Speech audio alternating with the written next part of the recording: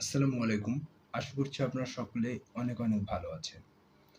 এরিস্টটলকে বলা হয় father of logic বা যুক্তিবিদ্যার জনক। এরিস্টটলের যুক্তিবিদ্যায় অনেক বড় একটা অংশ জুড়ে আছে কিন্তু আপনার অনুমান বা এরিস্টটলের তো একটা উক্তি এমন আছে যে সকল জ্ঞানের উৎপত্তি হয় অনুমান থেকে বা অনুমান থেকেই জ্ঞানের উৎপত্তি।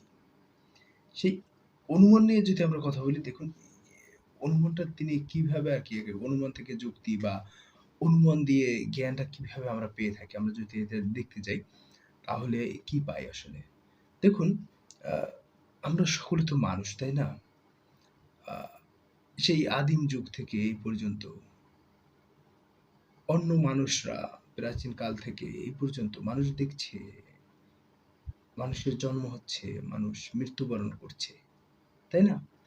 এই যে মানুষের যে অভিজ্ঞতা, এই অভিজ্ঞতা থেকে মানুষ অনুমান করে বা একটা সিদ্ধান্তে পৌঁছায়। অনুমান থেকে কিভাবে জ্ঞানটা আসলে আসে দেখুন, কারণ মানুষ অনুমান করে কিছু একটা। অনুমান করে সে একটা সিদ্ধান্তে যায়। যখন সে সিদ্ধান্তে যায়, সিদ্ধান্তটা বাস্তবসম্মত হয়, তখনই কিন্তু সেটা একটা জ্ঞানে পরিণত হয়ে যায়।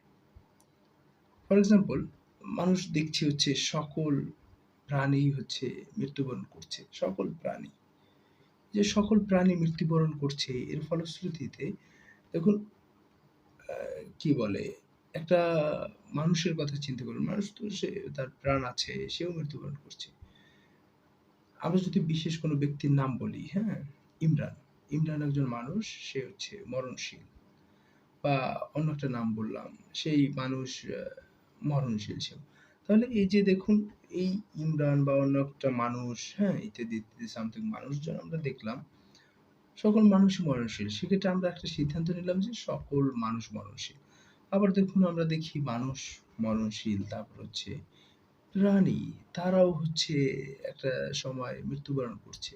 তাহলে সকল মানুষ এবং প্রাণী সবাই যাদের প্রাণ আছে বা জীববৃত্তি আছে তারা মরণশীল। এই সিদ্ধান্তে কিন্তু উপনীত হওয়া যায়। তখন থেকেই এভাবেই কিন্তু জ্ঞানটা আমরা আহরণ করে থাকি।